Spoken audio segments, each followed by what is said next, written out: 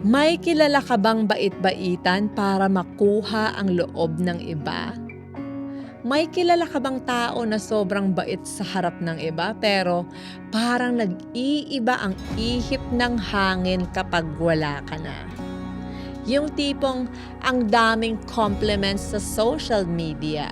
Ang sweet, ang approachable, laging understanding kuno. Pero once hindi ka nakasama sa circle nila, bigla kang topic, bigla kang kwento, bigla kang may issue na hindi mo alam kung saan galing. Nakakalito, no? Kasi minsan sila pa yung pinakamasarap kausap sa umpisa. Yung feeling mo safe ka, yung akala mo finally may totoong kaibigan. Pero reality check, hindi lahat ng mabait sa harap mo, totoo sa likod mo. May mga taong marunong lang mag-adjust depende sa kung sino ang kaharap nila. Mabait kapag may makukuha, tahimik kapag wala ka ng pakinabang.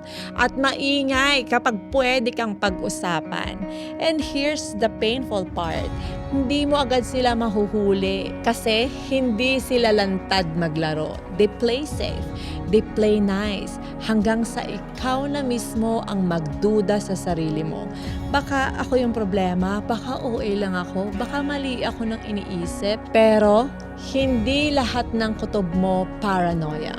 Minsan, awareness na yon. So ngayon, tanong mo sa sarili mo, sino yung mabait lang kapag may ibang nakatingin at sino yung consistent kahit walang audience? Kasi ang tunay na ugali, hindi kailangan ng stage, hindi kailangan ng validation. Lumalabas siya kahit walang nakatingin.